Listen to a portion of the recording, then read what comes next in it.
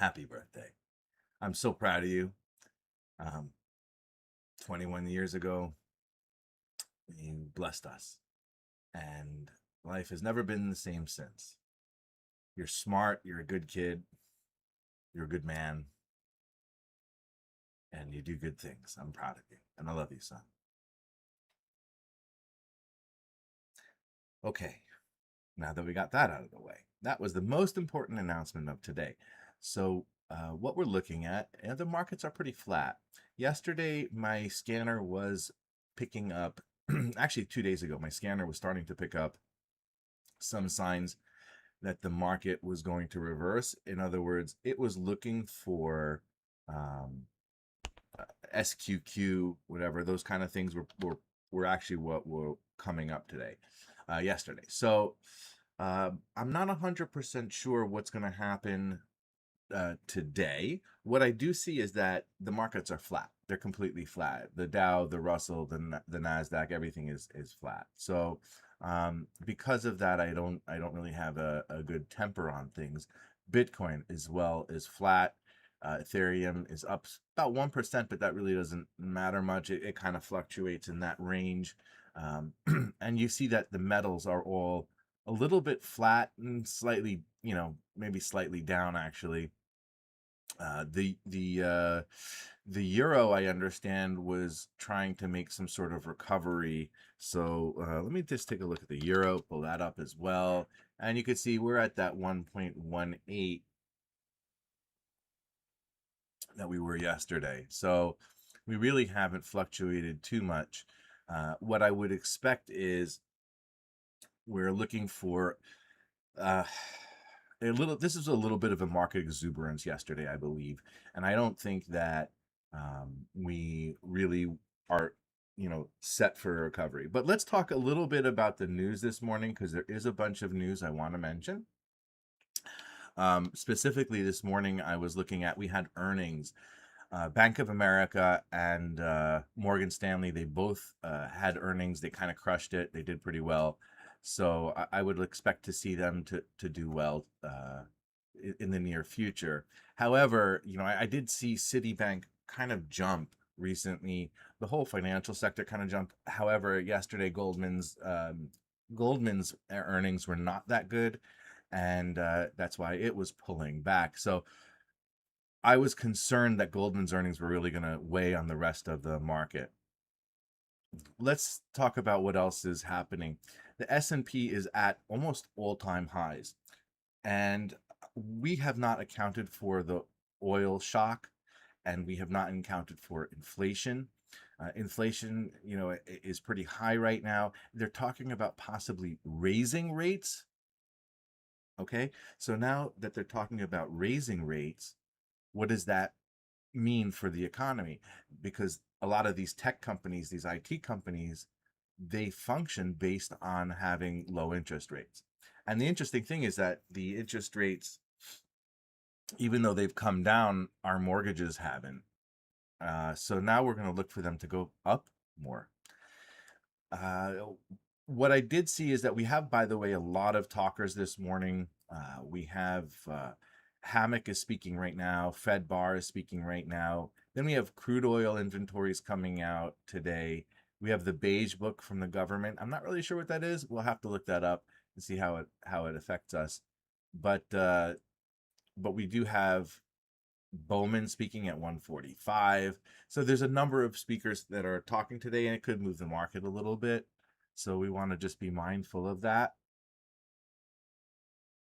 But interestingly enough, Besant was saying that he thinks Anthropic is good, and that Hammock is saying that the inflation rates are in a good place. JP Morgan Diamond's CEO says our issues are not big enough to be systemic. I'm not really sure how he comes to that, but Besant, like I said that he likes Anthropic. It's very, very powerful. Wow. That's like a huge statement. Okay, what else do we have to see? So they're coming up with some sort of ceasefire, but they have not officially agreed to it yet. But what Trump did say is he told China, don't send arms to Iran, and China agreed. So that would actually be good for this whole process, and hopefully it gets resolved faster. And maybe that's why the market was responding as it was, but I don't think it's going to stay that way. Trump was saying that the strait is open for now. I don't know if it is. We have to get confirmation of that. Um, Now this is key. So the European index was off last night, and that could indicate a little bit about what we're going to look for today. Oil popped up a little bit yesterday. It was below in the low 90s. I think it hit 91. Today it's at 96 or so, according to this. So we're going to pull that up on our board and take a look. But these are the things that we're going to have to consider, because expensive oil will certainly change things. So we see that, let's see, bonds, natural gas. So bonds are at 114, and that means that they were at 112. That was wildly low, and you could see that actually I have these levels marked out that they play this range. So it's very interesting. What's oil doing though? I just want to see the price. It's at 91.60. It says it's up just fractionally, but you could see yesterday, and then overnight, this morning we went up to 93. I think they were expecting more issues with the Strait of Hormuz or whatever, and it's come back down to 91. So that's actually a good sign. If we could see oil settle a little bit more, I think the rest of the market will work in kind with us. The VIX is settling at 18. That's good. But we did go and bounce across like all of these new highs, or I don't know if new highs, but almost new highs. Very, very concerning that we're that exuberant with so many issues facing us. We still have high unemployment, like 4% or something like that. Maybe that's not so huge, but it's something that we all feel, and I think it's something that we can perceive. So I'm not sure that the economy is going to say for that much longer, hey, everything is great, let's just keep spending. However, there are some interesting investments overnight that we want to look at. One of them, I believe, was CoreWeave had an investment, and let's see if it comes up here. CoreWeave spikes with their they have a deal with Meta.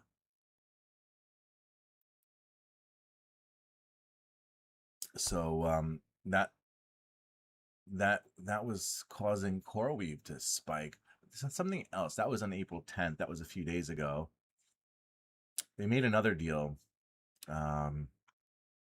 CoreWeave. Let me see if Meta comes up. No. All right. I'll find out that deal, and I'll let you know a little bit later. But we do have a lot of business in that area. All right. Let's take a look real quick at some of the indexes. And then I want to also take a look after that at some of the picks that we talked about yesterday. My scanner is pulling up picks for you and for me to trade. So I've been trying to post them into our WhatsApp group, and I also am trying. It's a new thing, creating posts on YouTube, and every day I'll have the post, and I'll try to also, let me just bring the screen over so you get to see. I'll try to bring over into the post what we talked about, like what I bought, what I sold, what's on my watch list, and this can give you some reference for now. Eventually, I might put this behind a wall, but for now, it's free. Just come take a look, share. I would love your comments. Just let me know what you think. You can like it. It doesn't cost you anything. Makes me feel good. maybe gets me a couple of subscribers. I don't know. We can help other people make money. You know, I just want to talk about some of my process that I used, and it depends on what I'm trading, but um, there are these, stocks like I pulled up here. These are the things I'm buying, and these are the things I'm selling. And it's not always because I think that it ran out of time. It's just I want to take some profit. I want to take some cash out. I want to try to move things around. I look at investing and trading as two different things. Long-term investing, I'm in it for the long haul, and these things can last for years, right? Until we decide that this pony doesn't have any more legs. On the other hand, trading, you take your losses because you think you have a better way to use that money, right? It's all about like your opportunity cost. What's it going to cost you to leave your money in this stock, which may be not moving, and move it into that stock, which is moving? So that's a little bit of the trading philosophy that we have to use in order to get ahead. And so when I look at some of these trades that I mentioned, I'm not looking for home runs. I'm looking for 2% in a day or 3% in a day. If I could do that, that means I'm making 2 or 3% a day, right? That's a pretty good chunk of change. Most investors are looking for 10% a year. So if you're making 2% in a day or 1% in a day or a week or whatever it is, you're actually making bank, right? So if you can make 1% a week, that's 50% a year, not including compounding interest. So we're not looking necessarily always for these home runs. It's nice to get them. Love when it happens, but it doesn't always happen. So let's take a look. We're going to zoom in here on the S&P. This is the 4-hour chart, and the last several sessions have been going pretty much sideways.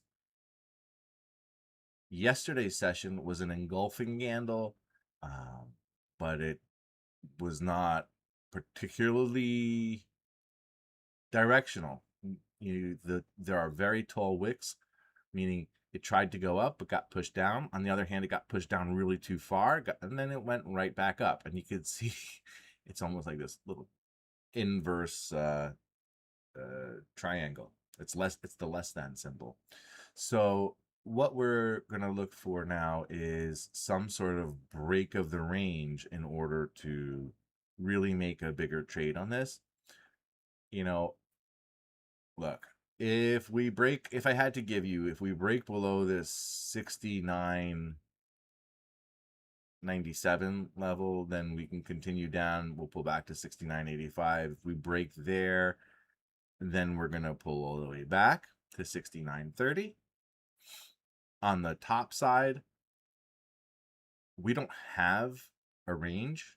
So what I would say is, if this is about, let's say, about a 30-point range, let's say we can get to another 30 and end up somewhere in maybe in the 70-50 range on the MES if it continues to go up. So what would that look like on SPY? If we're looking at SPY, we're looking for SPY to hold 694 basically. If it goes below 694, it does have the potential to continue dropping several dollars. If it goes above 695, we're going to look for it to go long and continue long, probably to about 696. So we'll try to make like $1 and then see what happens. I am not convinced today is an up day at the end of it, though. We'll have to see. Let's take a look at the NASDAQ. NASDAQ is very similar, and we're going to have very, very similar levels. If we go below, 26 where we are, it breaks south. If we go above 26.1, or that's actually 2060.50, whatever, then we'll go up. It's not a brainiac kind of thing. We just have to look for a break. So what happens? I say 9:30, this thing pops, comes up to 2060, 26.50, and then we come back down. I have no idea. But we're trading in such tight ranges, it's hard to make money. It's really hard to trade this. Let's take a look at the Dow. Now the Dow looks like it's breaking out, right? So the Dow looks like, no, I'm industrials. You guys don't get it. I am needed in order to recover the economy. I'm needed in order to replace the metals in the war. So the Dow is looking a little bit stronger today. It's looking like it's at the top of the range. So if it continues to break out above this level, we're at 48,803 right now. If we break above here and hold, then we're continuing north. There's nothing up above here. There's no value area. There's no trading, so we don't know what the value area is. It's just a big gap and an unknown. So we don't understand what people's appetite is. On the other hand, coming back down, we can see that there is very much a bottom at 48,683. So if we break below 48,683, we're down for the day. Let's take a look at the Russell, because this is the little guys, and the little guys are also pushing the same way the Dow is, and I think they're thinking basically the same kind of thing. They're not burdened by the big, heavy tech influences. However, they are influenced by interest rates, and that's something that we would need to consider. So let's see if the Russell continues to break out above 27.21, we'll call it a long day. And if it goes below 27.13, it's probably a short day. But we'll get a little bit closer in on that. If we're looking at macro, let's just zoom out on the macro. And you can see on the Russell, we're near the top of my channel 2. Now, channel 2 and 3 are positive. Channel 1 is a little negative. So what we would expect is this is to pull back to the bottom of channel 2 or 3, rather, which would mean we were coming back down to this 2,500 level before we continue going back up. It's hard. It's not impossible, right?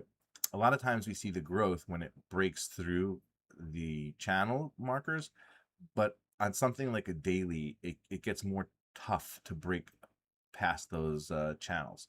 So what we're looking is like close to them. We have to change our angles and zoom in a little bit, and you see, oh, okay. Well, now on the 4-hour chart,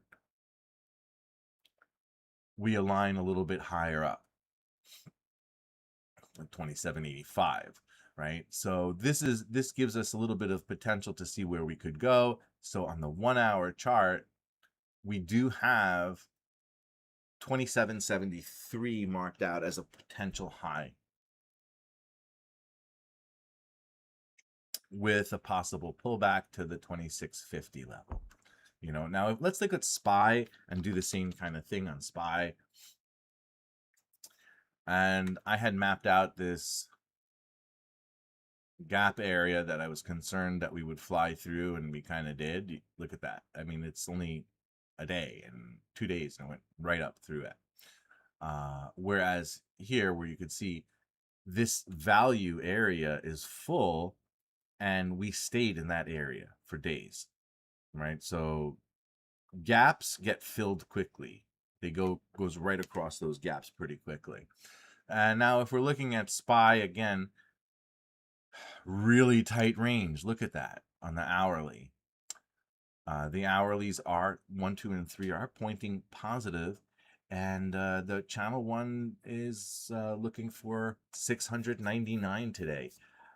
Could we actually break above 699? That might be possible. Should we break above it, then I am targeting secondarily 704 to 707 on my 1-hour trends. But I don't think we do. I think we hit this 699 and then we pull back if we go up. If not, then be mindful of this gap, because again, if we break below 692, if we go down $2, there is a possible to fall all the way another $10 to the 683 level on SPY.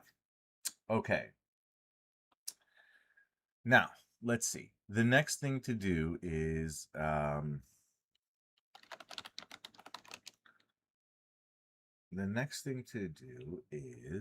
let's take a look at some of the opportunities that we were looking at yesterday. We're going to review those positions. I think that would be an interesting thing to do. So let me zoom out a little bit because I'm going to look at things on the daily chart so that we can get a better idea of what might be happening. And I'm going to pull up that page, the post that I put up yesterday. Now let's look at what we bought. We bought some end phase yesterday. End phase we bought at 32, and we're looking for a recovery in energy and utilities. So this does have a potential price target much higher, or at least at 37. And you could see on my daily on channel 1, it's targeting a 13% rise to 37. So I'm looking for 37, and then I'm out, right? If it continues, then great, but we can see that. Let's take a look at another one, Akamai. Akamai Technologies, really a very important piece in the whole internet network technology factor, because Akamai speeds up the internet. I'm just going to leave it at that. So if you don't know what they do, that's kind of what they do. So we see today that Akamai is a little bit up this morning. I'm looking for Akamai to make a full recovery back up to the 115 level, and that would be a really nice a nice hit if we can get that. Palantir, it's just cheap, right? I think it's inexpensive. My channel 1 on the daily is positive, although my channels 2 and 3 are negative. I like when sort of the reverse is true, when my dailies are positive and my on the long time frame and the shorter time frame it's positive, and the negative rather. But we could see, zooming into the 1 hour, my channels 1 and 2 are both positive. Only 3 was negative. It looks like we hit a bottom here at about 122. We have support at 133, and I'm looking for continuation back up. I mapped out these gray boxes because these seem to be the areas that they move in. So they move in segments about that size, and that's what we're looking for on Palantir. This was not one of my scanner items. This was just one of the things that I like. Another one that I bought, and I think this is, again, not based on my scanner, but more based on what I think is going to happen in the market, and that's Hack. It's an ETF, cybersecurity ETF. They have a whole bunch of really cool holdings that power the internet, and we are only facing more challenges on the cyber frontier as war progresses with bombs and missiles, which we can see. We don't see every day the cyber attacks, and I do believe that these cyber companies will do well in the future, and I'm going to look for it to turn around. I don't have a price target per se because it's an ETF. I would expect it to come back to this 87 level, the top again, where it was. Let's take a look. I can just mention a couple of the holdings in Hack, and you get an idea of what I think, what I'm thinking about, right? So if I bring over Hack to here, right, they're already up like 1% overnight. And again, that's what I'm looking for. Sometimes I'm just looking for like a little bit, but look at Hack. Hack has Broadcom, which has potential. Cisco has some potential. Palo Alto, CrowdStrike, General Dynamics, Northrop Grumman, Fortinet, Cloudflare, F5, Fastly, A10, Trend Micro, Checkpoint Software, Okta, Zscaler, Sentinel One. These are great companies that I think will continue to go. Some of them have had a little bit of a run already. We have to see what the rest of them do. They do have a minor dividend. It's really not important. Their dividend really is nothing, negligible. What you want to be concerned about with an ETF like this is what's their management fee? Because if they're charging you more than, let's say, a 1%, that's not good. But their management fee is 0.6%. It's actually pretty reasonable, meaning you're getting a professional manager managing your ETF for 0.5% charge. That's what that means. Let's take a look at what else we looked at. So now I did take some profit on Amazon yesterday. I just felt like I wasn't sure what Amazon was going to do. It's mostly flat today. It's up a few cents from yesterday. I'm not crying. And you could see, Amazon has been largely flat over the past number of months, meaning it's come up to about 240, hit 250, but then backed off. So given that we have inflation, we have a high unemployment, and we've got these issues arising with the economy, I wanted to generate a little cash, so I sold off a little bit of Amazon, not everything. One of the things that we have to remember is when you buy and you sell, you don't have to buy and sell everything. You can buy and sell little bits here and there, right? On Amazon, it's a $250 stock. Let's say you wanted to build up a position of 100 shares. Let's just say you don't buy all 100 at the same time. You could buy in lots of 1, 2, or maybe even 10 at a time. As the price goes down, you add to your position, and as the price goes up, you reduce your position, meaning you pay yourself for having made profit.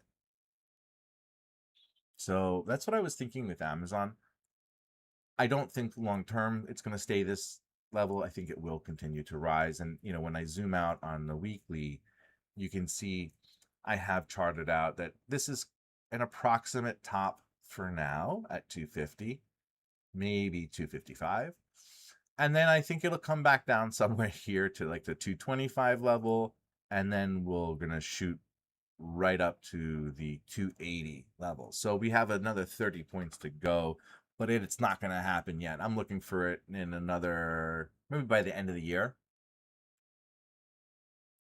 So I sold off, just taking some profit yesterday on Western Union. I don't have big confidence in it, and I made my 1 or 2%. So that's what I did. This is the weekly chart. And you could see that Western Union, does have the potential to at least come back to $12, which, although it doesn't sound like a lot, but from $9 to $12, that's actually a very big percentage. I don't know, right? They have earnings coming up. I made my little bump over here. I'm out, just because I don't know what's going on.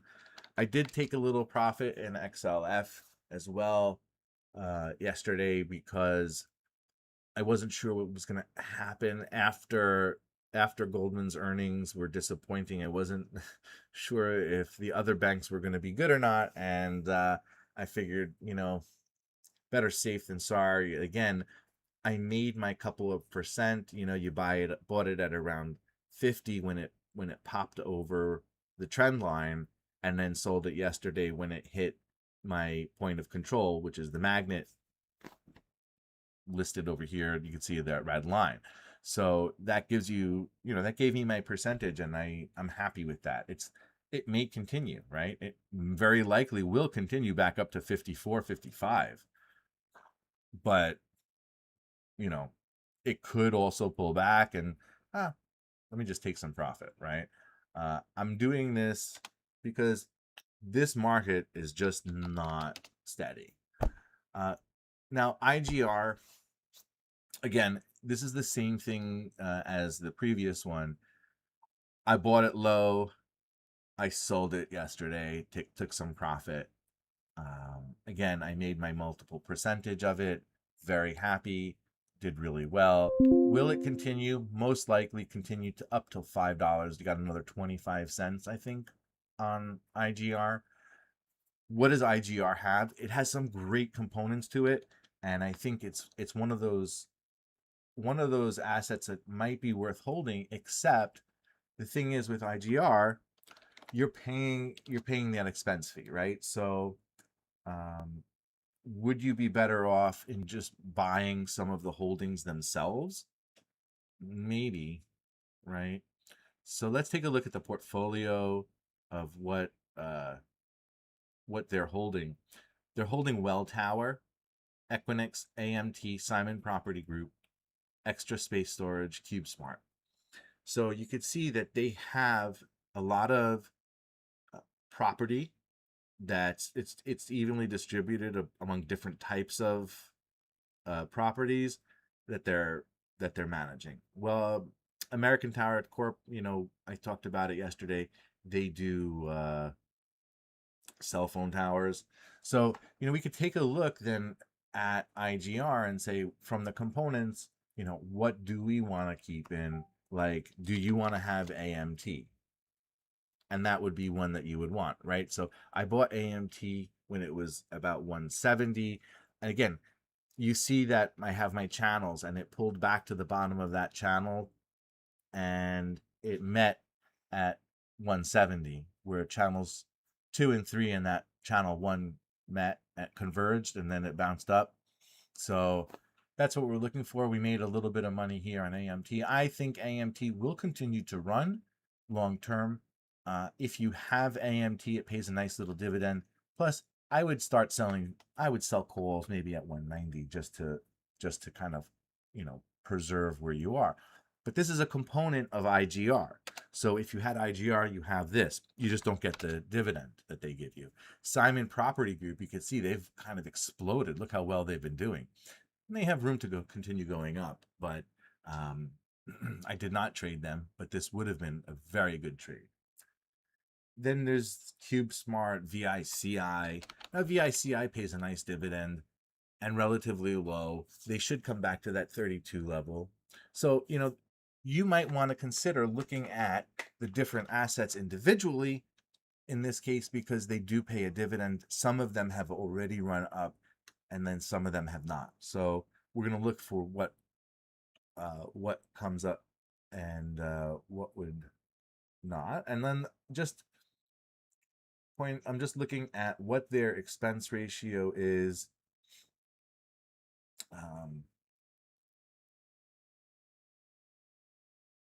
On their fund and fund facts. Let's see.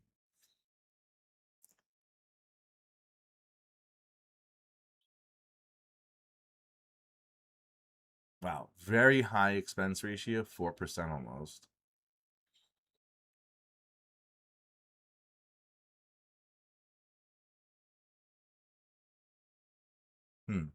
Well, anyway, I think it's worth buying the individual components, but it's really cool to look at these ETFs and you see what they're holding, right? And the benefit then is it gives you an idea of what you might want to invest in, because they're doing the hard job for you of picking out the assets, right? I did see, by the way, was it Fly? Okay, this is an interesting one. Firefly Aerospace. They're trending up, and this is because of the whole space thing. I think that this would be an interesting asset to accumulate. I'm not sure, but I think that it might. So let's take a look on our watch list. We're going to add in Fly, and I think I would like to get in at 24.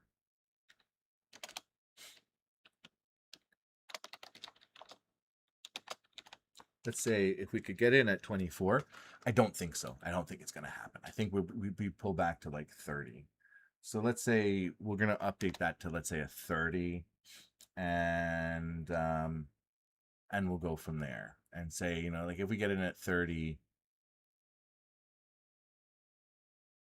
32. So what I would say is we're going to build our position, build position, every $2, sorry, every $2, just add a couple of shares.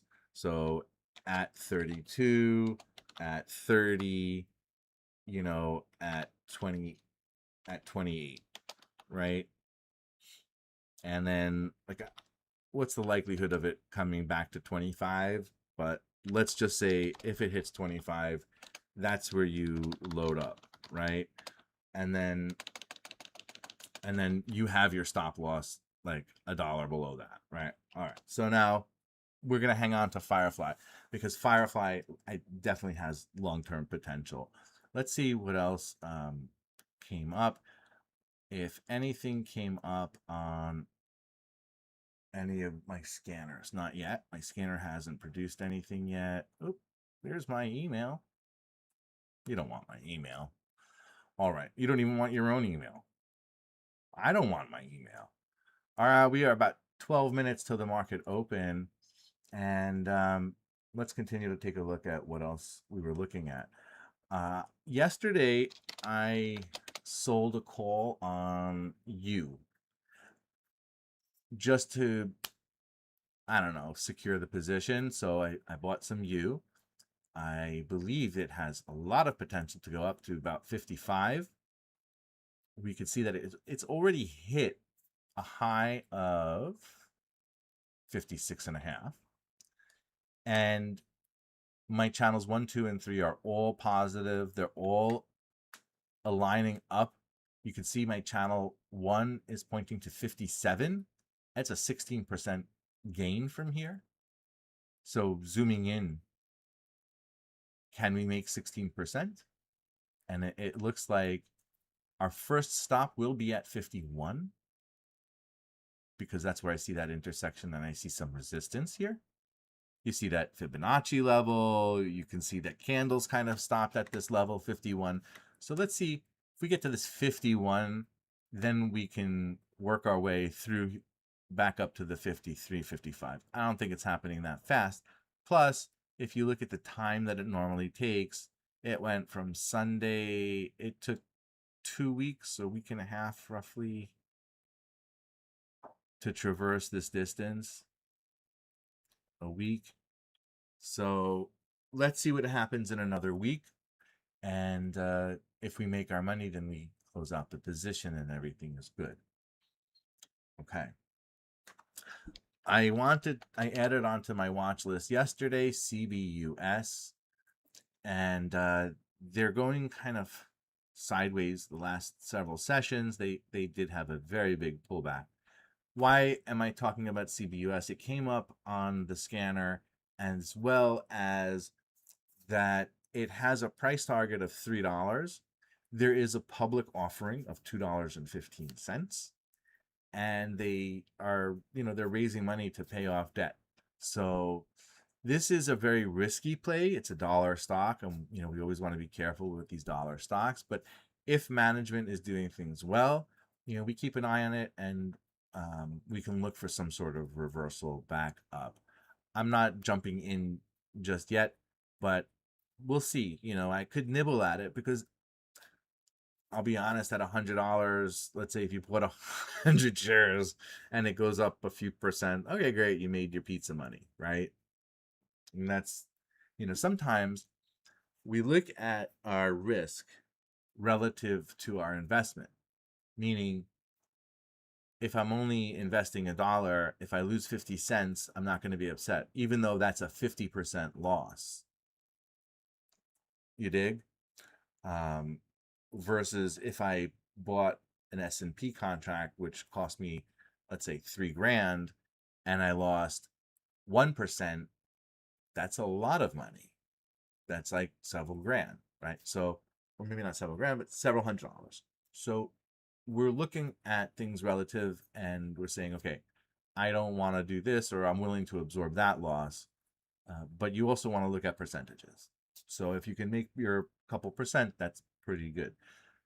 CBS, that's one of them. I think that it's interesting. Now, it's a penny stock, so this is really one of those gambles. On the other hand, General Dynamics came up on my scan as a potential reversal, and this is a more established company with price targets, and they have real potential based on the war. You have to replace whatever we lost or whatever we used. There's going to be service on the planes and the different military equipment.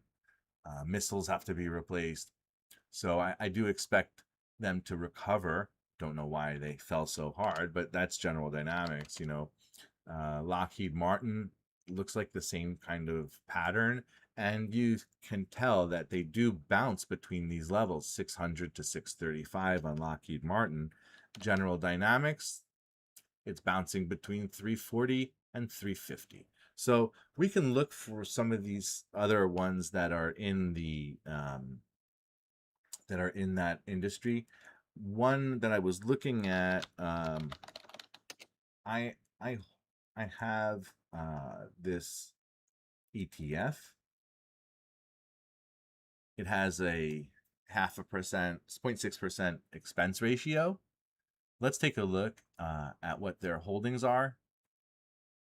Boeing, General Electric, Raytheon, Lockheed Martin, Northrop Grumman, Honeywell, General Dynamics, Howmet Aerospace, L3 Harris, and PH. This is a really nice basket. It should recover. Their 1-year return was 43%. Since inception, it's been 13.5%. That's not really great, but we're not going to talk about that. We're going to talk about this as far as trading it. Okay, so we want to be able to trade this, and look at this. This is very interesting, right? So this chart shows it's on an upward trend, and we just pulled back. Great opportunity to buy PPA or the components within it, right? So I'm going to add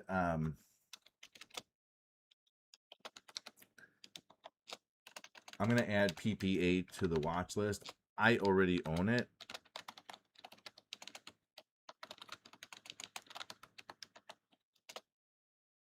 But I think, it might be something worth adding. All right, we got 6 minutes to the open. What else do we want to take a look at? RCI. This is another one that came up yesterday rather, RCI. Rogers Communication. This is the 1-hour chart. You can see the 1-hour trend is positive. We're at the top of this value area of 33.39. So I would prefer to buy a little bit lower, 33 flat, but we're not talking about a big delta, maybe a few cents here or there. If you can come closer to the trend line, that would be better. So 33 flat. From there, I'm looking for recovery back up to the 38 level. And, that's just on the 1 hour. So if we look at the daily, let's take a look. You can see there's a magnet here, the point of control at 36.5. So I am expecting a recovery, let's say from 33 to 36, which would be 10. And that would make me really happy. Okay. Oh, actually, they're saying 37 is the 10% number. So, but you can even see my channels 3. It's looking for, and channel 2, they're saying 17% up from here on RCI. Okay, let's take a look at the indexes and see what is going on with my indexes and why don't I see everything. XLV. Okay, so these guys moved over here to the right. And we're still kind of holding steady. The S&P is up 0.12%. The NASDAQ is 0.07%. The Dow is 0.16 and the Russell is flat at 0.01. We're getting ready for the opening bell. And hello, kitty. Hey, Harley. Okay, that was Harley. She came to visit. All right, let's move some things around. I don't need Solana, Ethereum, all of this here. I'm going to move this back to Platinum just so that I'm curious what Platinum is doing, even though I don't really trade it. Ethereum and Solana, I kind of prefer to trade Solana over Ethereum. Not because I think Solana is going to do better, but because when you're trading it, the Ethereum for every half a penny move or half a dollar move, it only makes you 5 cents. Solana, it moves 5 cents and you get $1.25. So it's just, I prefer to trade that. You get a little bit more movement for the same kind of expense fee, right? Because when you trade futures, you're paying a fee. Now, if you're trading the actual crypto, that would be different. Okay. What I should note, looking at this chart on the 30-minute, we are above the trend line, starting to turn green. Same here on Ethereum, same here on Bitcoin. That's a good sign. If we pull up Bitcoin and take a look at it on the chart, we're entering into this value area gap. 74,000 was the resistance. We've broken above it, but we haven't really broken. So let's see if we hold this level today. If we don't pull back, if we can hold this level, then it looks like we can make our way back up to 100,000 in the next couple months. You know, it might only take, like, you could see that jump. How long did that take? You know, a month, 2 months. So yeah, okay. So in the next couple months, we could see $100,000 again on Bitcoin. And that's what I would expect. I'd actually expect that for the summer. Come to think about it, the kids are going to have some money. They're going to start investing in it. Maybe, I don't know. I think it's about time for it to turn the trend. And I think that there's too much invested in crypto overall for it not to turn back up. Right, we're 1 minute before the opening bell. Let's take a look at the S&P. Now we're going to zoom in and we're going to start looking at the 1 minute chart. We're holding above this level of 70,012. Look at that, break up, breaking north. Very interesting.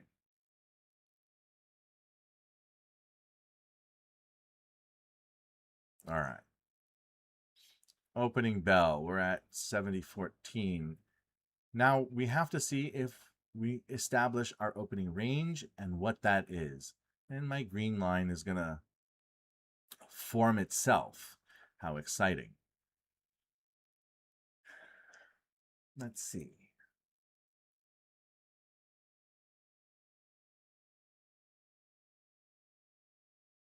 Okay, great. Now, are we going to break above? Market is pushing up.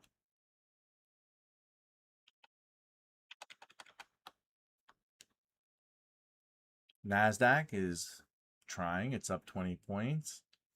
Russell's up 70 cents. The Dow is up 140 points, 0.3%, 150. The Dow is jumping. The S&P is up 12 points, 0.18%. It's kind of trying to keep up. I definitely see the Russell's pulling back. I definitely see the Dow as the strongest one today. That's going to see. Let's look at the market sectors and see what they're doing here. Across the board, industrials, XLB is down 0.5%. Communications is up slightly, energy is up slightly, financials is up slightly, technology is up slightly, consumer staples and consumer spending is down, healthcare is flat, utilities are down slightly, industrials are down slightly, real estate is down slightly. Okay. We see a lot of red on the board here, right? So if we're looking at continuation of trend, the ones that look the strongest would have the most green. Real estate, communications, healthcare. Financial has it positive on the short term, but their long term wasn't as strong. Same with technology. And I think that's where we see them kind of a little bit flat right now. And I don't know if it's going to change anything. Let's take a look back at the S&P, see what it's doing. We're barcoding. Look at that. We didn't get anywhere yet. So let's take a look at XLC. XLC is trying to push up this morning. XLC has, let's say, Google. That's a big one there. And you see Google's trying to spike up. CoreWeave is up to 120 today. They're up 2.5%. And that's going to probably move things. Meta is up to 668. It's pushing up. So I think we might actually see SPY push up today, and look at that. It did. It broke up above the 695 level. It's running to 695, and it's a 695 and a half. We might hit that 697, like I said earlier today, or the 698 if it continues to run. So let's see. Let's go back to the MES. We're still pounding our way north, and it's those stocks that we were looking at, like the Meta, the Google, I think, that are propping up the system.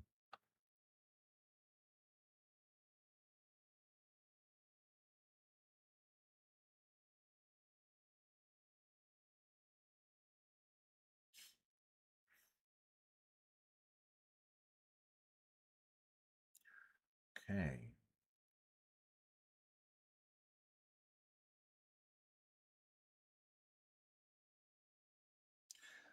A couple of the purchases that I made recently are not doing that great. They're down about 3%. So we have that BTU, GFL, and Smuckers are down roughly 3% from my entry. Enphase Energy is up. Tesla is flat today, and I need some sort of reversal with this, like BTU and GFL. They're not doing so great. Hack is doing okay today. They're up 1%, and U is up 2% today.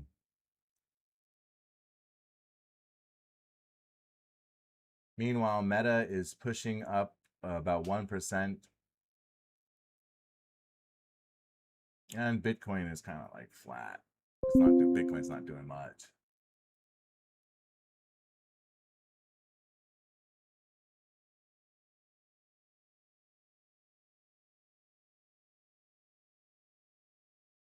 Now, my watch list doesn't have anything yet. It's still a little bit early, and we're still looking for the market to make its range. So 935, we will consider that this is the established range. 70.20 would be the top. We have to see now a break above 70.20 and then a retest of 70.20 for us to consider going long from here. Now on the south side, we would want to see a break below 70.12 and for it to hold below 70.12. On SPY, that would look like, if you're day trading, let's see what it looks like. Right now, we have to break over 696 and hold for confirmation that we're long, and below 695 and confirmation, and then we go back to 694. I think either way, we have some sort of pullback to that magnet at 694. It's only a 1-minute chart.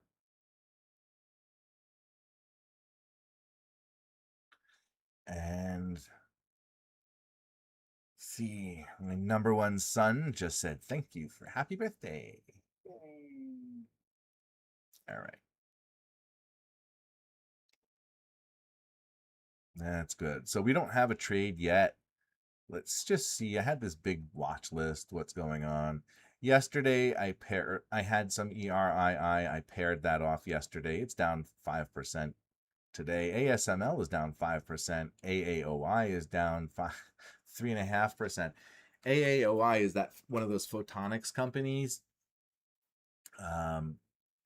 So that's interesting.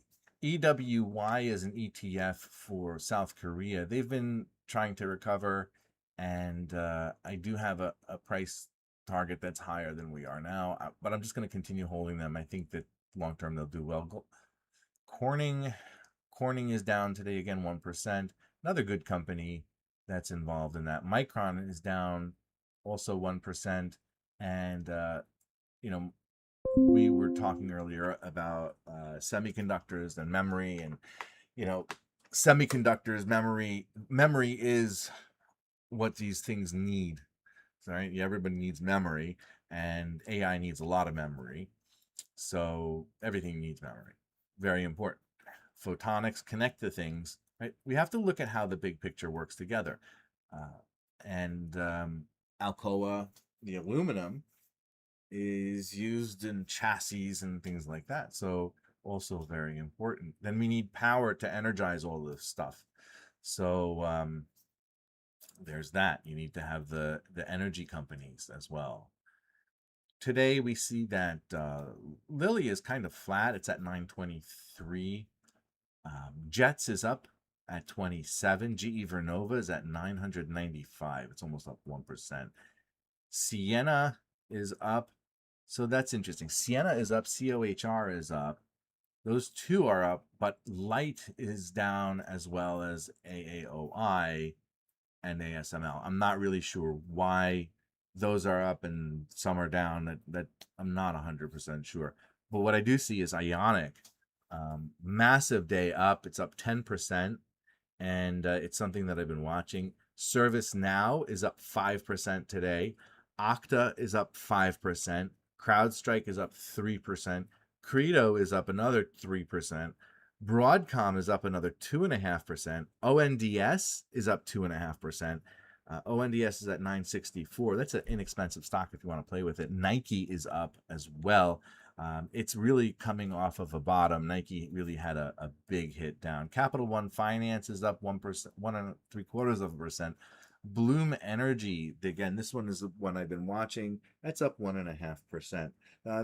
There's a lot of stuff that's moving up today, and look at that. It's just like equal on my watch list. What's moving up and what's moving down. It's very, very interesting.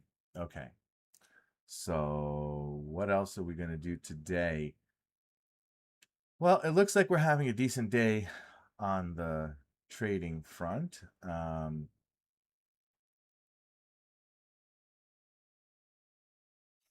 What else do we want to look at?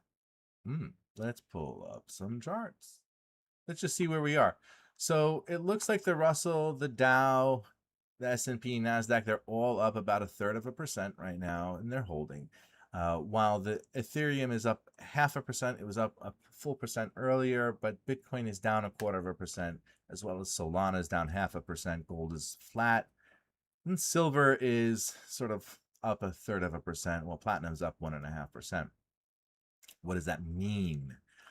Copper's flat. What does that mean? All of that, what does that mean to us?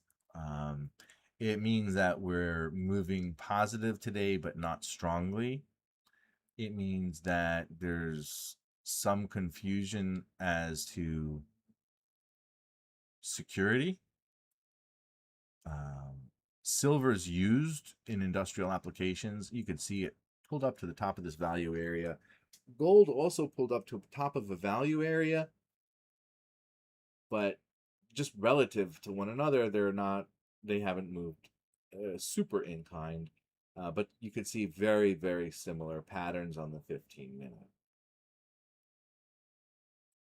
Natural gas fell back down to 2.6. Remember yesterday it spiked up and I said, this is odd. And that was just because of the war stuff, and it came right back down. Oil is back down under 91 a barrel, and that could be what's moving the market. Wow, the VIX is dropping; it's down 4% to 1760. Meanwhile, the tick is holding at 200. 1760 on the VIX, meaning it's falling, means people are feeling a little bit more confident. So maybe we can see a little bit of a push today. I don't know. Those things that fell, maybe it doesn't make sense that they fell. I don't know. But the VIX falling would indicate that maybe we would see some sort of reversal.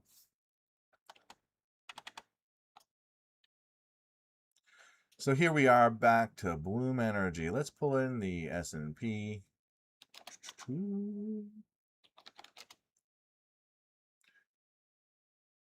And we surpassed the green line. We pulled back to support. So if we're risk on, this is a buying opportunity.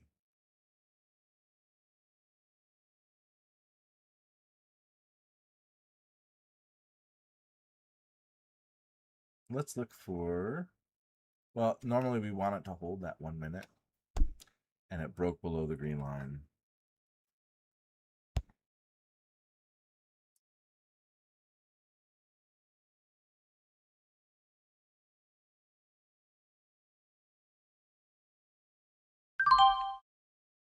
Let's see. We can try a little trade here, see if it holds. We'll give it a few dollars room. If it doesn't turn around, we'll take our loss, and we'll look for another entry later.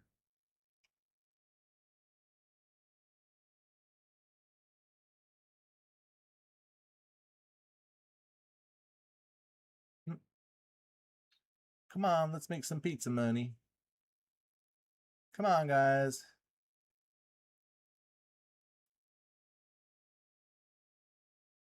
We're looking for you to reverse out.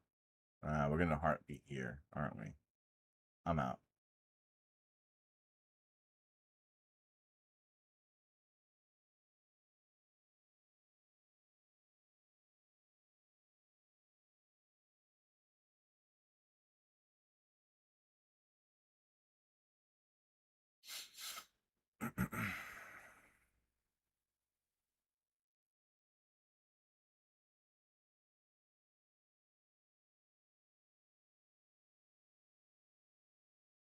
We're working our way down. Not a good thing.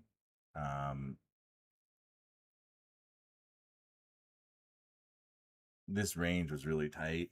Only $50. But this range was too tight. Let's see. Yeah. This is no good. This is no good. I give myself usually about $50. Oh, whoa, whoa! Look at that! Ow, ow, ow, ow! You're hurting me, buddy. What are you doing? Come on, let's do our trend thing and work our way back up. And that's the problem. Okay. Let's see. Yeah, the whole market just went. I don't know what happened there. Looks like everything. As soon as, of course, it's the thing is I bought, and that's why.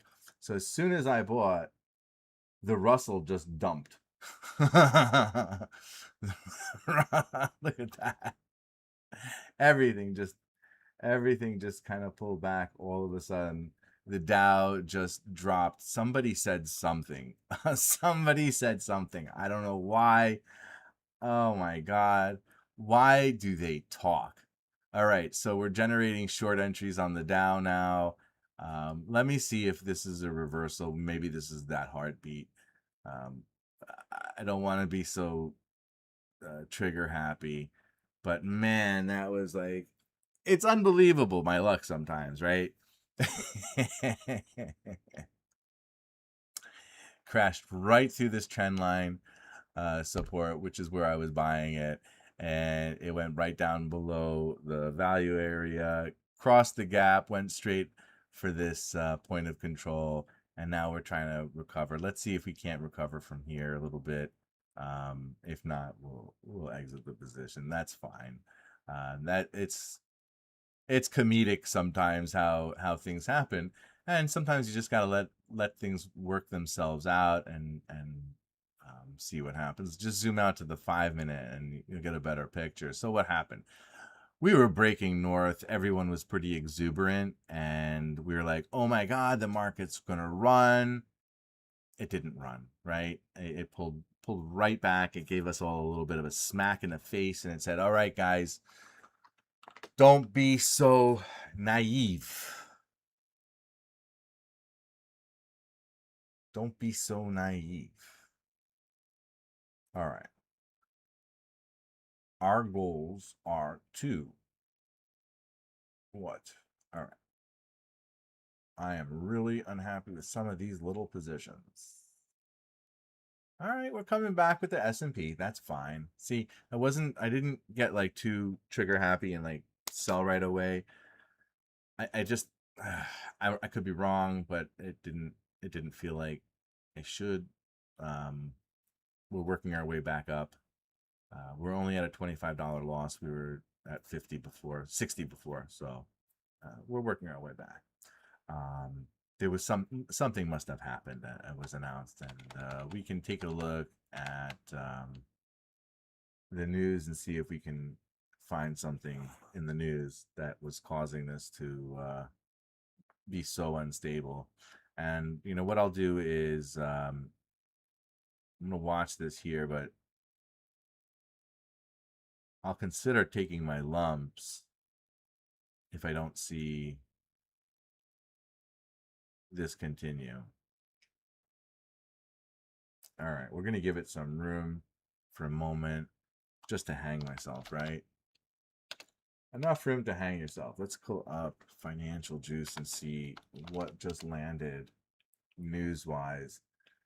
Uh, Regional mediators are still pushing to extend the ceasefire and arrange a second round of talks, but progress has been slow.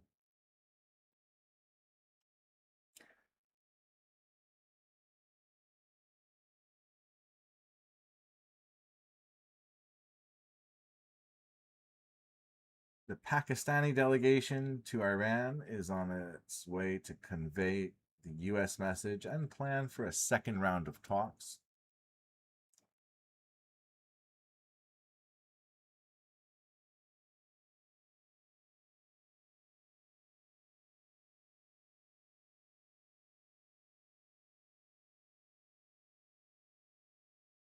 Hmm. Hmm. All right. So 9:45. I don't see that anyone was specifically talking. I don't know what dropped news wise. I don't see anything in the news yet.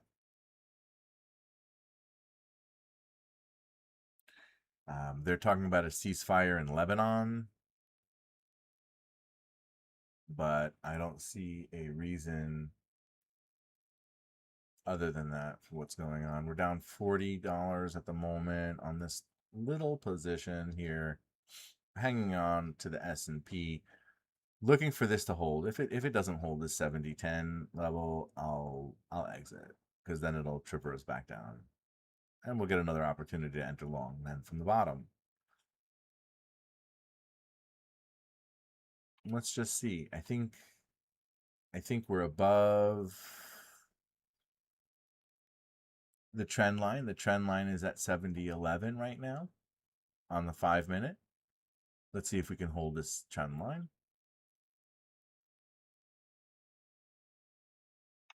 And one of the other things we can do is we could bring up like the book map and see where the, you know, can see a little bit better sometimes like where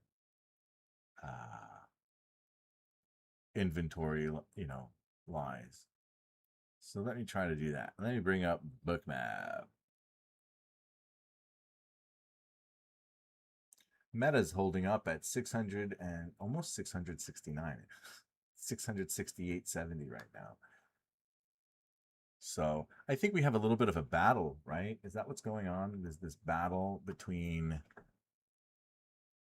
the stocks, and that's why, you know, when we're looking at my watch list, it's fading. It looks like it's fading, where you have more now in the red than you do in the green. Ionic is pushing though crazy. It's up 13%. ServiceNow is up 6%. Wow. Now, what's Credo doing? Credo is up 3%. So yeah, pretty wild. Okay. So some of these are really pushing hard, and then some of these are really pushing hard the other direction, like AAOI, ASML, ERII. Ay, ay, ay, ay, ay. Memory, SanDisk. SanDisk is just so expensive. I don't know. I like 900 something bucks a share. It's just hard to trade. I don't know. You know, on the other hand, how much is Micron? Micron was like in the threes, so or fours. It's also down 2.5%.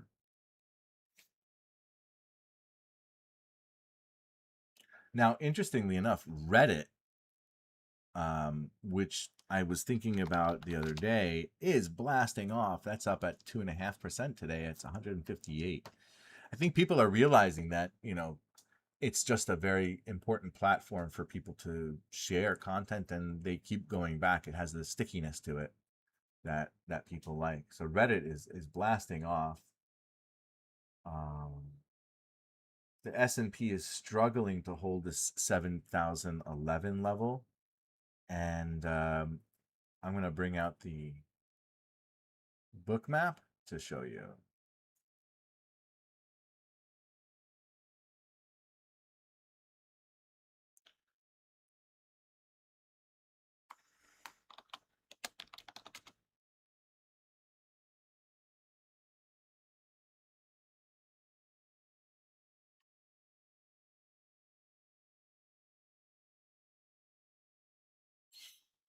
So we have a large number of orders sitting up here at 70.25.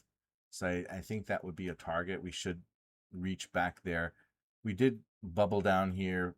There was a bunch of fills. There was a bunch of orders sitting here at 7,007 earlier, and we came down. There is now, I see a bunch of orders sitting at around 7,015, 7,014.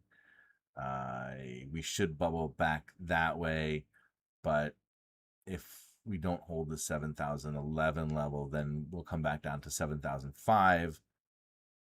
And you can see these are the orders that are just sitting there, right? So you just watch this and you're like, oh wow, where do you think it's going to go? So like, yeah, where do you think it's going to go? And you can see there's a lot of selling pressure on top, um, some buying support below, but it does look like it's really struggling to make top. Hey, Mark, I can't talk right now because we're in the middle of a show.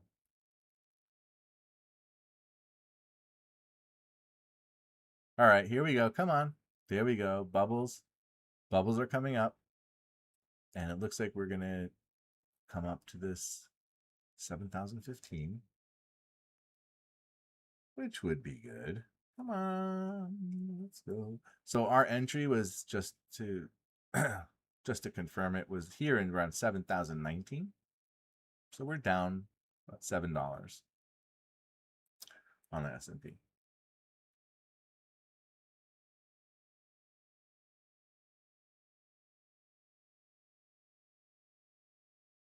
Enphase Energy is continuing to do okay. GFL and BTU, I'm not doing well on. They're not doing well today. U is doing well today. Hack is doing well today. Those are performing okay. Let's just see what else is happening here. If we have any other.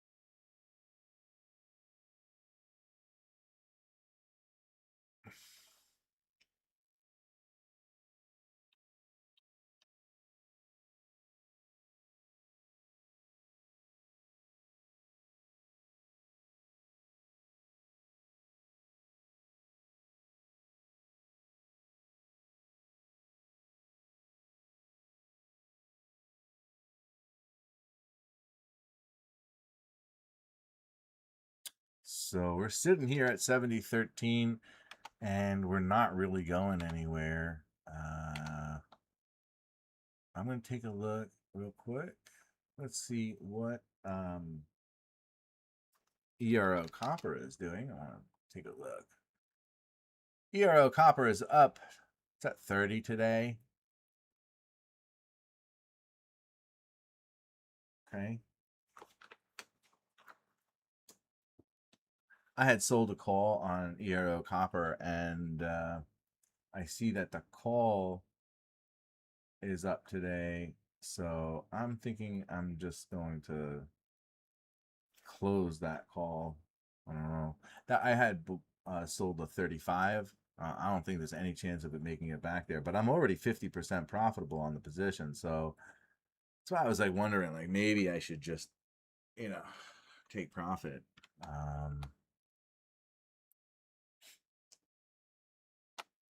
I'm looking for a May 15th expiration at 35. Yeah, it's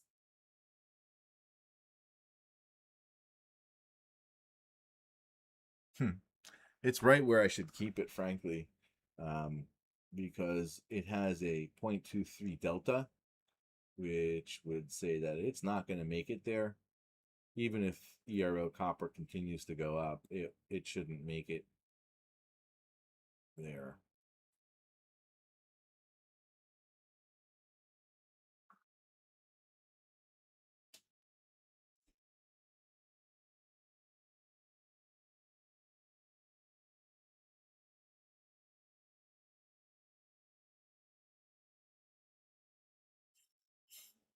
Interesting. If you sold right now the $30 May, you would get about $2, which would bring your profit for May to 32. You just guarantee your $2, and you'd give up your stock most likely.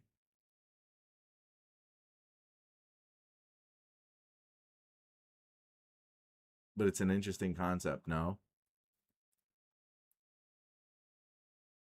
make the $2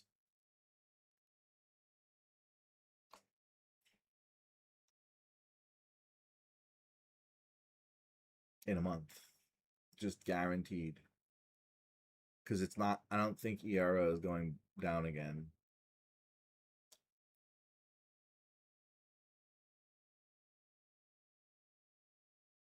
But I think that's because they really think it's going to hit 32, but not 35.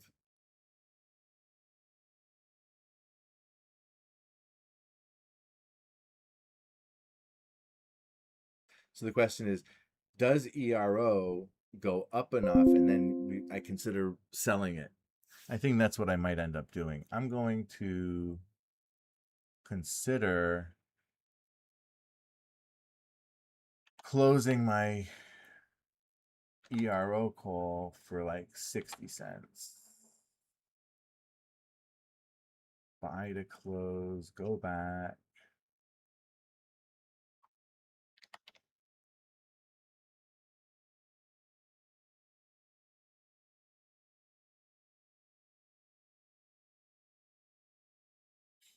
Okay.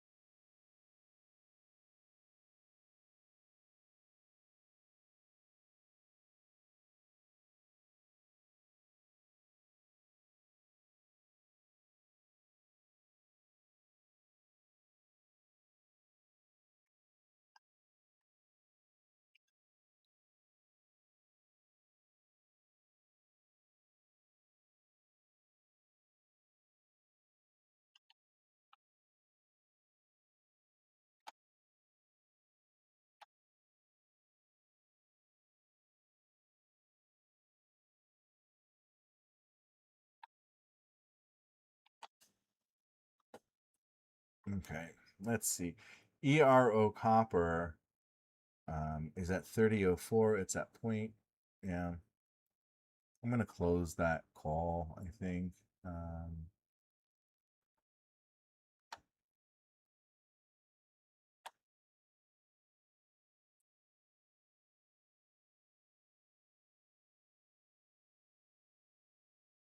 all right. Yeah, ERO is pulling back. That's okay. This ERO is gonna go back up.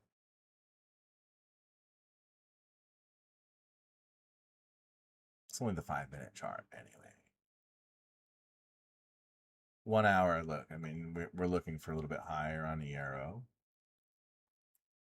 Our trade on ERO was at 25, 24 or something, 24.80. We're at 30 now. I think we're going to like 33, back to 33, maybe even higher. But the options don't say it's going to happen in the next month. But I still like ERO copper.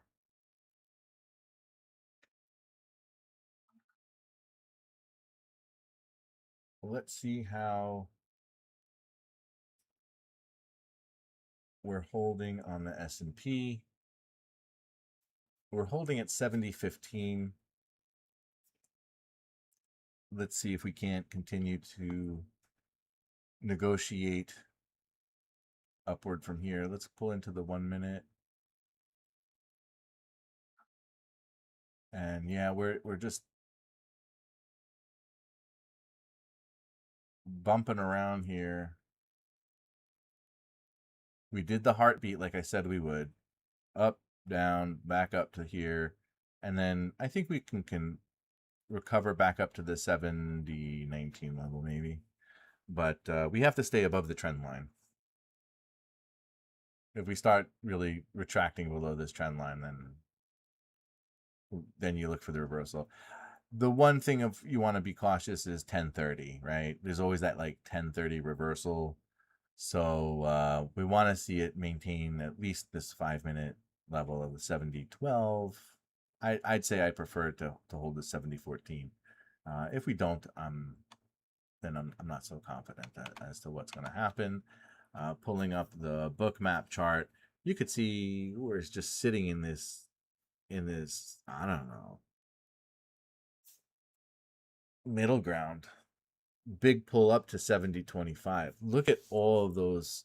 Look at that pressure at 70.25.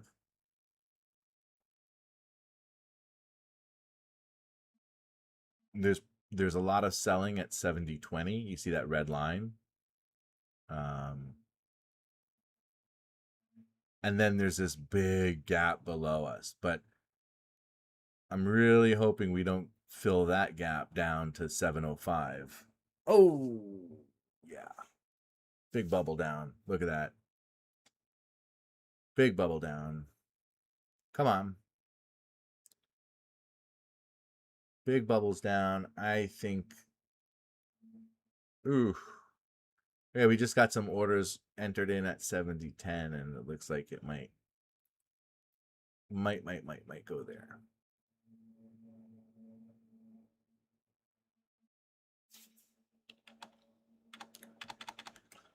Let's go to our trend analyzer and see how we're doing. On the 5-minute, we have channels 1, 2, and 3 are basically mildly positive. That's a good sign. Let's just go with our system and we'll go from there. All right, keep it going. Let's see, keep it going, keep it going. All right.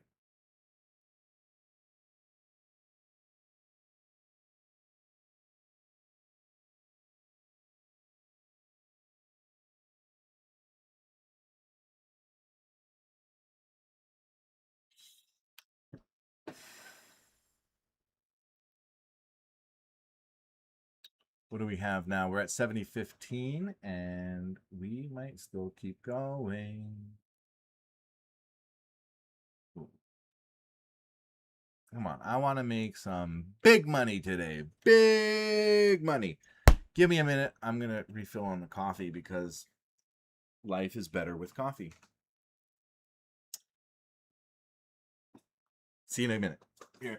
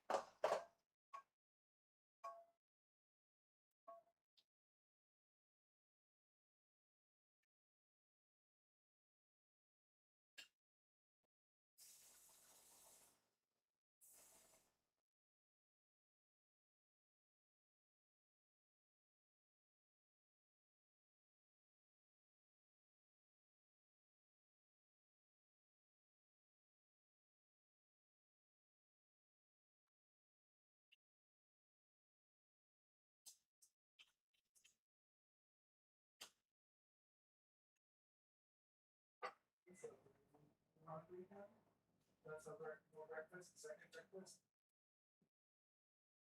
Are you ready? Yeah. Yes, we have. Okay. You get second breakfast. You're part cat, part bottle. Pretty sure. Ready to get second breakfast, right?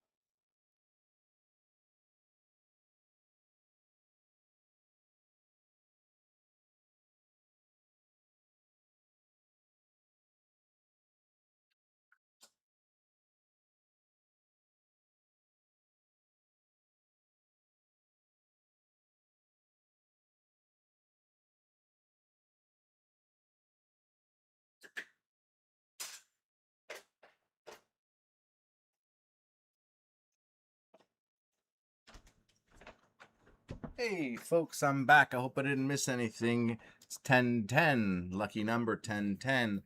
And I think my cat is part hobbit. She was looking for her second breakfast.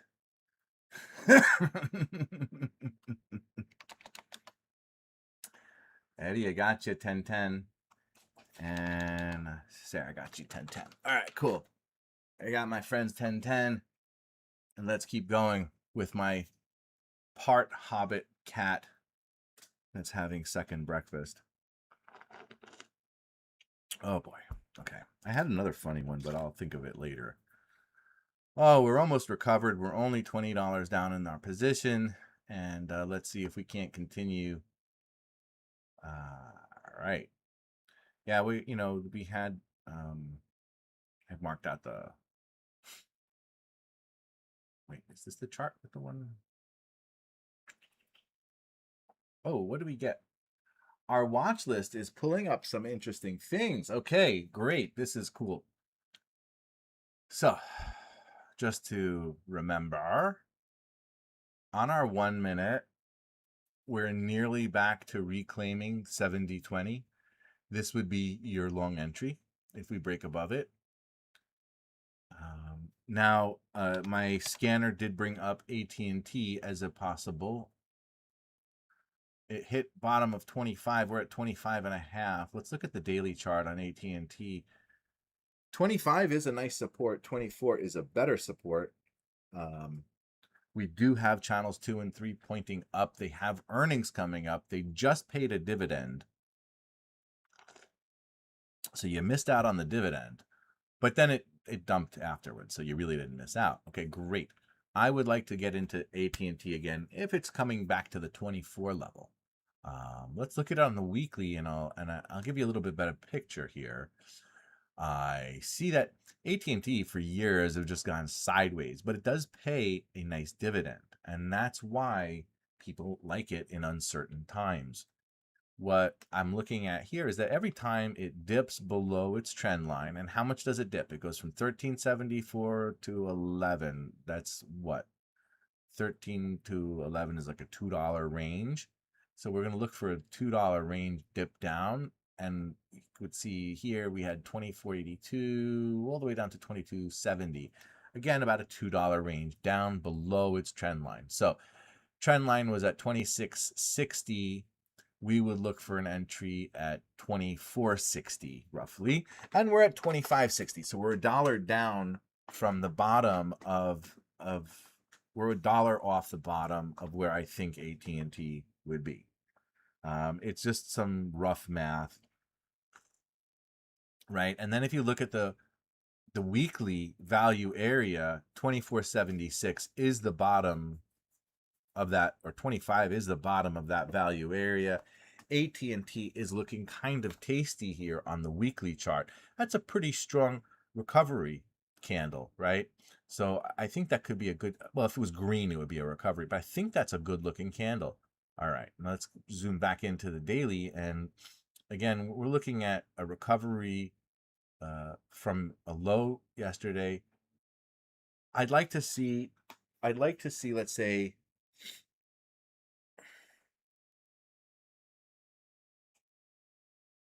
I think I personally, I just think AT&T will do well. If I'm patient, I would say wait for 25. Wait to get yourself another, 25, 50 cents off from here, 25 cents off from here. But you could alternatively start building your position. And if we look at the 1 hour chart, this would, I think, be more illustrative. Here we are on the 1 hour. We just had a crazy dip on Tuesday. Don't know what that was about. Let me see if we can find some news. But that crazy dip was, the pushback to normal, bringing us back up to over 25. The other one that it was mentioning to look at is end phase energy, and that's the one that we got into yesterday. So we're already in end phase, and we're up 4% today alone on end phase.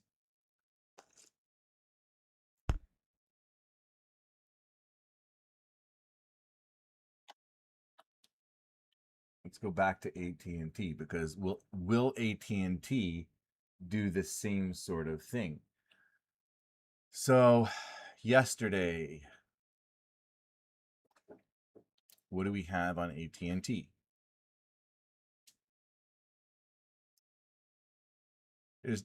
There really isn't news here why AT&T dumped. Scotiabank has a profit target of 31. BNP's 28, so it's still a little bit higher than we are now. So this pullback really was about giving us room to go back up. Goldman Sachs still has them at 33 and has a buy rating. Citigroup has a 31 and a buy rating. Yeah. AT&T is a buy. I'd like to buy it a little closer to 25.50. So I'd like to get in here. But you can start buying, I think, AT&T. So let's put that into our notes today.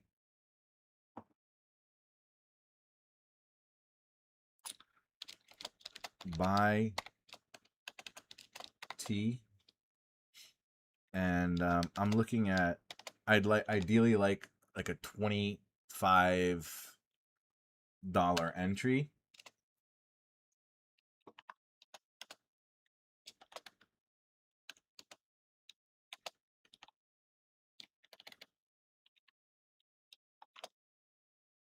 Somewhere around there, around 25.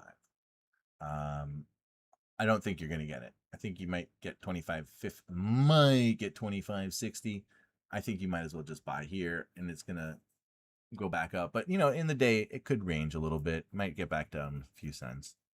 But AT&T I think that's strong, man. I love AT&T. It pays a nice dividend, right? It paid 30 cents on a $25 stock, and it does it quarterly. So it's giving you 1/25th, so about 4% dividend. It's on a $25 stock quarterly. Just to compare, let's look at Verizon. Verizon does the very same thing. It's at 45. Verizon has a price target, let's see, a 51, 51, 47, 55. So another $10 up. Another $10 up. So $10 would be about 20%, right? And on AT&T, you were looking at 31, which is also about 20%, let's say. But Verizon does have a slightly better dividend. And I think Verizon's dividend is it's almost close to 7%. So I would be buying Verizon. I'm buying Verizon here. Let's just say that. We're gonna buy Verizon maybe at 40. We'll call it 45. And I'm gonna put that on my buy list. Verizon, about, let's say, 45. Okay. I like it. Let's say this is the 5-minute. Now 44 is the support level. So this should be a good point for us to return. Its low is around 37. This was too low. And when we zoom out, let's go to the weekly. You could see we should not be that low, right? And now, unless we break below this trend line and in a serious fashion, we've stayed above it every time. We dip and come right back up. So the dip would be 44. It is at the top of this value area. So we would have to now establish a new value area. That is true. Between 29 and 34, you can see there's a several dollar gap. So we're looking for that new range to establish itself, probably several dollars higher than the 45 level. So 48 is going to be the new bottom for Verizon. We just didn't get there yet. Yo, Verizon, 7% dividend, and I think we're targeting that the 50s number. So yeah, let's do it. Let's get some Verizon. I'm gonna buy some Verizon now. We're down 0.5% for the day, but I think we're gonna recover. I'm gonna just grab a few shares. All right, so I'm in the game for a couple of shares. Just got my feet wet. Let's see what happens. So it's interesting. AT&T was the one that came up on the scan, but Verizon was the one that we ended up buying. I just want to contrast that also with Comcast. Comcast as well. It has a profit target, I believe, of about 38. We're at 28. It's positive today. Let's pull up the news on Comcast. And Comcast has a $34 price target on Comcast. So that's really just the top of this value area, and we've been kind of holding this 28 as a low. So it does look like it has room to get there. Channels 1, 2, and 3 are positive, but not very strongly positive, not at a breakout level. I'd like to get in below 28 on Comcast, but if depending on how long you're holding it, you buy a little Comcast here, and you would just wait, right? So we're not yet there for the breakout, and you can see we're still barcoding in this area between 28 and 27.5. So there's a good potential for a little bit of a pullback still on Comcast, but it does look like Comcast has potential. By the way, Morningstar has it at a 4-star rating. Schwab gives them an A. Market Edge is also long. So it does look like it has some good potential there. Speaking of which, what else do we have today?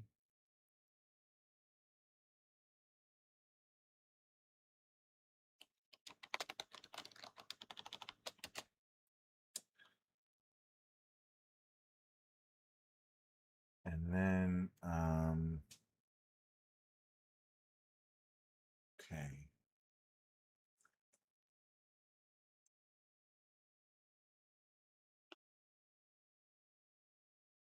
Pull back the ES. We're up now about $36 in our position for the day.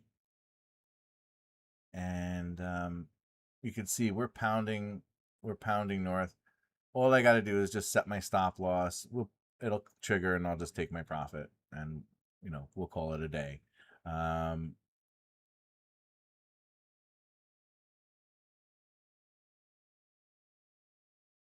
bring it down just a couple dollars and see.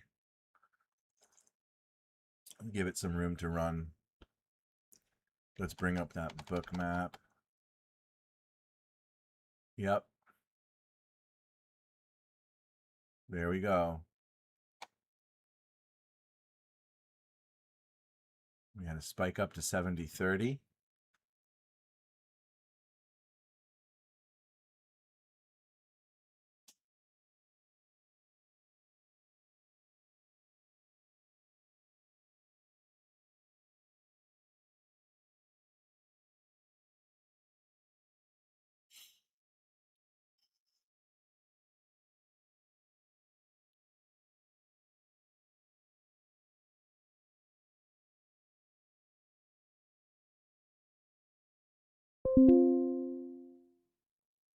And here we are. We're keeping on going. And this is what we were looking for. Just, basically have some patience and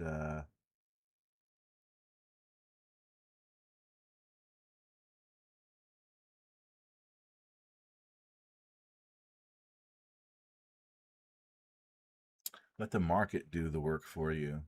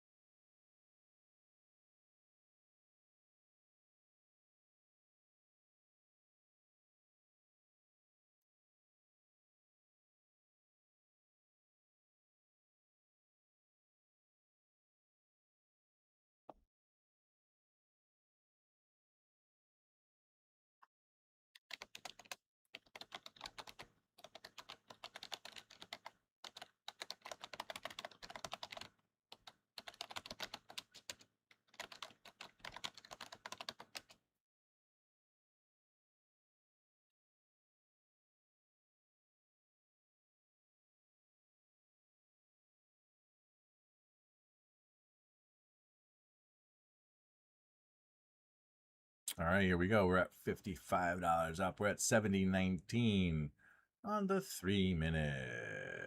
Let's see, zooming out. We're sort of in uncharted territory. We hit a high of 70.31. Look at that. All right, we're at 70.29, 70.30.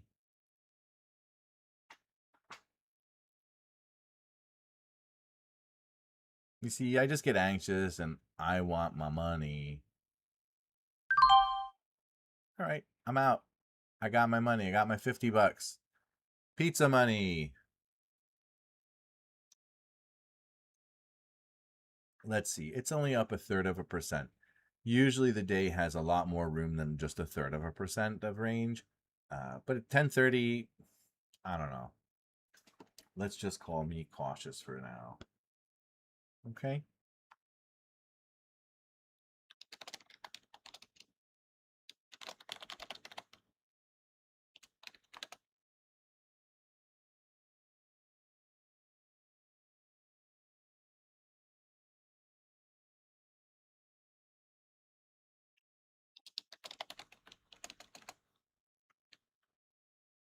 Okay. Let's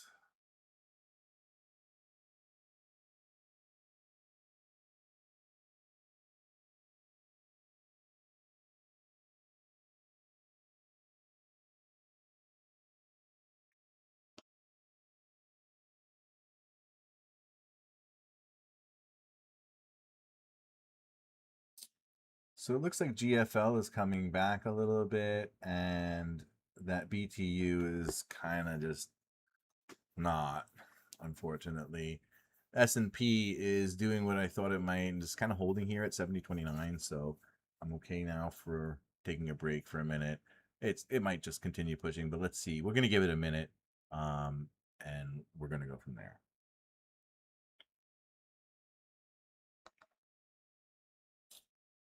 All right. AT&T.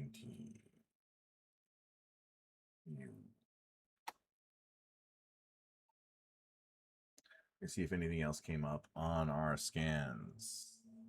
I was surprised I didn't even know those two came up, and they did. All right. AT&T is pushing up, and AT&T is now positive, while positive for the day.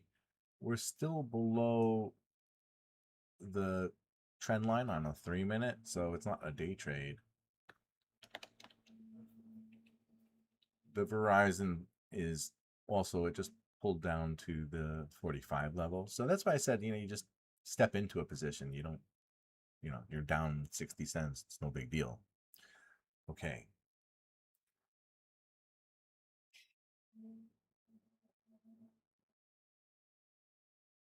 The ES is holding at 70.30. NASDAQ is up 0.5%. It's doing better today.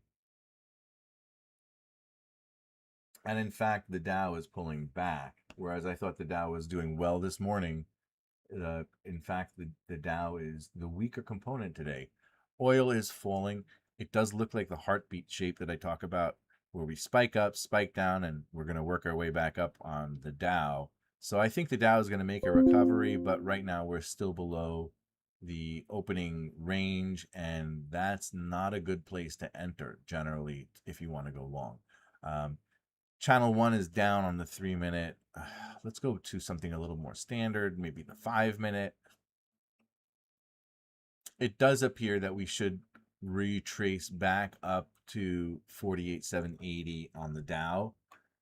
I don't know why it it pulled back, but maybe this is a fear factor for industrials, and they don't think it's going to impact technology. That doesn't make any sort of sense.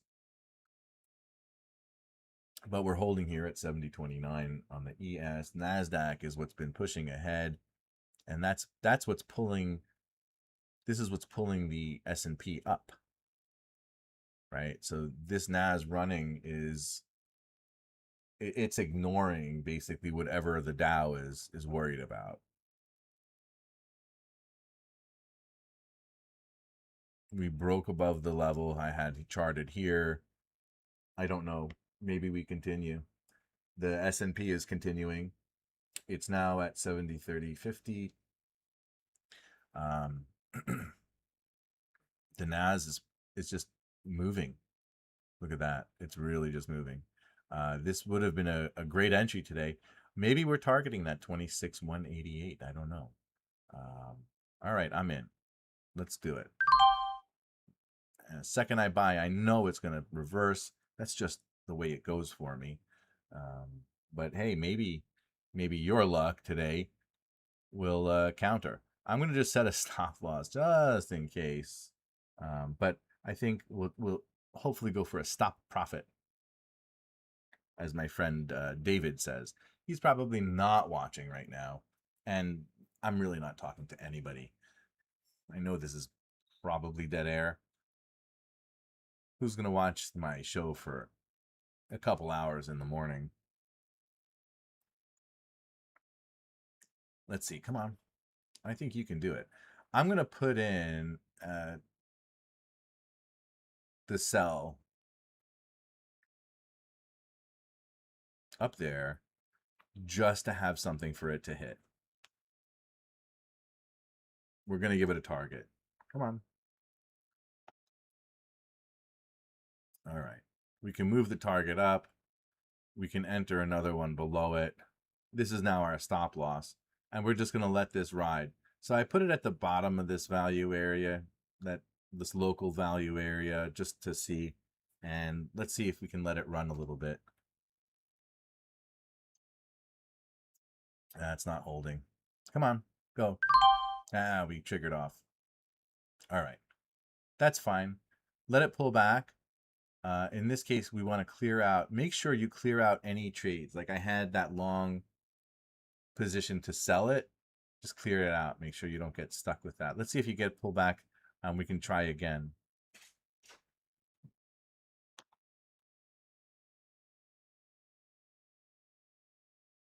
Okay. So I think with that, I'm going to continue monitoring the day. I might do some more day trading a little bit later. I will be monitoring my watch list. That's pulling up this is my scanner, and that's generating these leads for us. As well, we have our watch lists that we like to watch. This is the big board, and you can see we're now shifting back. Wow, Ionic is up 15% for the day. Unbelievable. Wow. ServiceNow, ONDS, Okta, Broadcom, Reddit, Nike, Credo, Planet Labs, Intel, Marvel, Meta, CrowdStrike, NVIDIA. They're all pounding ahead. Amazing. Delta Airlines ahead. On the other hand, you have the bigger losers: SanDisk, ERII, Micron, ASML, Corning, Applied Materials, AAOI, and Korea, as well as Nebia Systems, Palomir, Light, Applied, ANET, Lilly. Lilly is down to 920. So now we have to consider: do we trade? What do we do with Lilly? Is this a good buy on Lilly? I don't know. All right. What I do know is Amazon pulled back today, like I was thinking it would.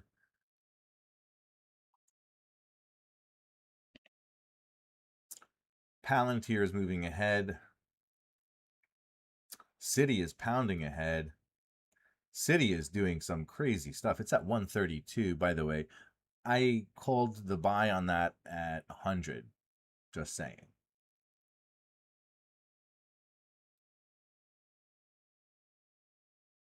Robinhood is up 7% today at almost 85. Uber's at 77. I like Uber.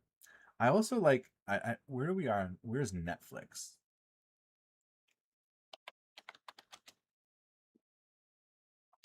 Netflix is down. It's at 105. It's overbought.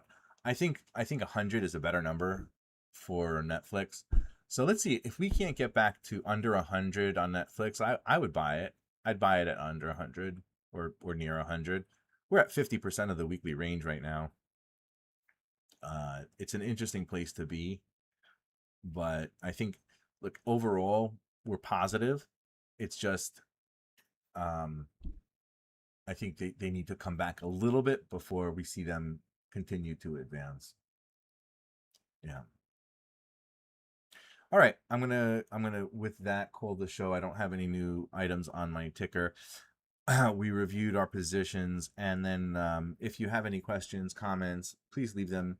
Like, share, subscribe, tell your friends about it, and give me feedback. I would greatly appreciate your feedback. Okay, great.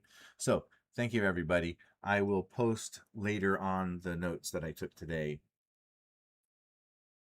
about what trades we're going to make, and we'll sum it up at the end of the day, and then we'll talk about it again tomorrow. All right. So with that, I need to just find where the stop recording button is. I don't even know where that is. Nope. All right. Come on.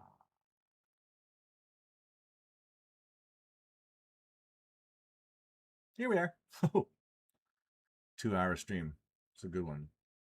Thanks, folks. Have a great day.